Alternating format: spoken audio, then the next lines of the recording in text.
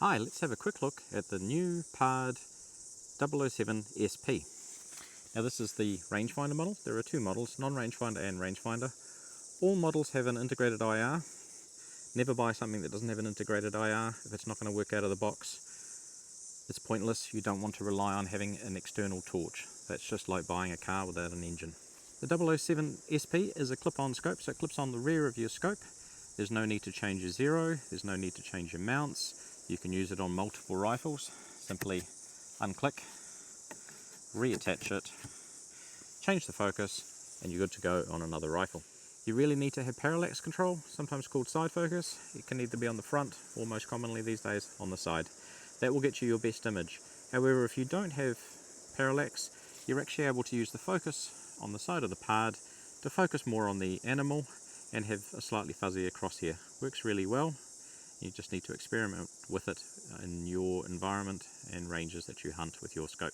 Some of the new features: the IR light's improved and more powerful. It's also fully aimable. By loosening the front lens, you're able to point it and then lock it into place. The LRF, you're going to see on the screen the distance to your target. Again, every PARD is equipped with an 18650 battery.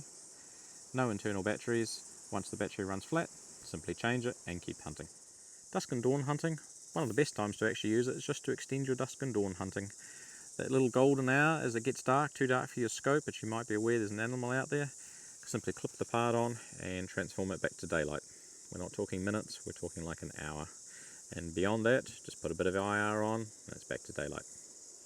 Ranges out of the box, we're talking 400 plus meters, as you'll soon see on the video. It's a complete unit. You do not need any external torch to make it work. It simply attaches to your scope and you maintain, while it's a slightly shorter eye relief position, you maintain your existing scope and your setup. When you're finished using, simply take it off. You're left with the adapter on the scope that you can reattach it to. Now if you have multiple rifles, the quickest way is just to have multiple adapters and then simply attach it. The rifle is now back to its normal layout. Why buy a clip-on? It's simple, it's easy and it's convenient. You're not changing any mounts, you're not changing your scope, your zero is the same.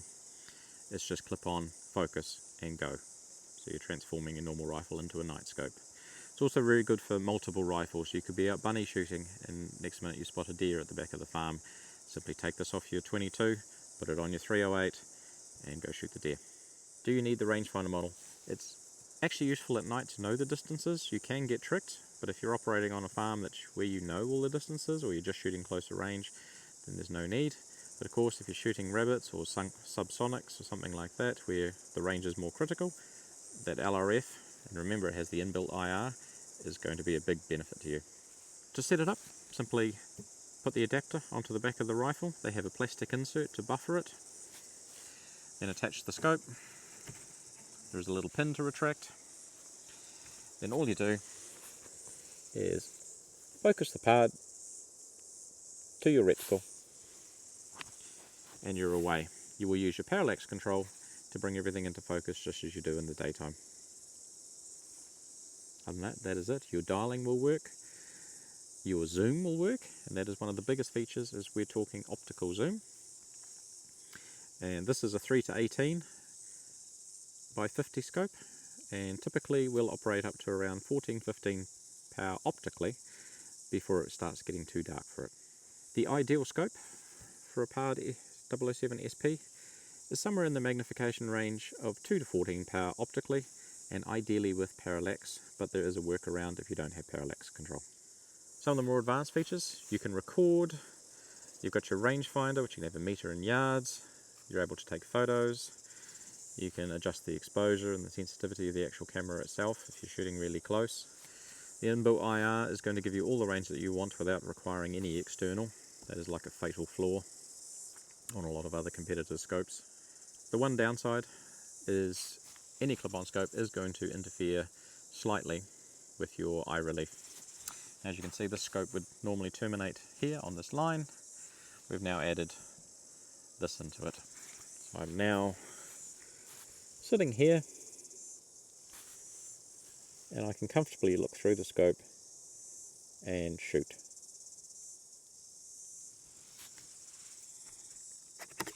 Turn the rifle to normal, and away we go.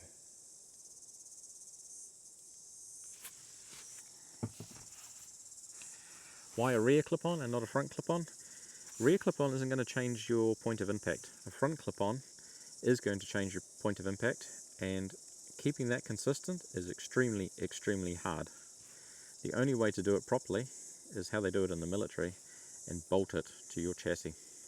Anything that's hanging on the scope, you're asking to bend it, you're asking to miss. When you actually think about how big a click is inside your scope as an actual measurement, and you think about the tolerances required to maintain it on this, it's just not really that practical without bolting it. Militaries have different objectives to hunters, so the rear clip-on is actually the one to choose. Or you can look at the likes of the PARD DS 35 for a dedicated night scope that also works in the day really, really well, and dispense with your day scope entirely. Now, in case you're wondering what happens with the rangefinder in your optical zoom, just the nature of your scope, as you zoom, that laser point is actually going to disappear. You can actually see it growing and shrinking as I move the optical zoom on the scope. So what you can do is set your rangefinder box to where you'd like it to be at your favorite zoom setting. It's still on the screen and you can see the actual range.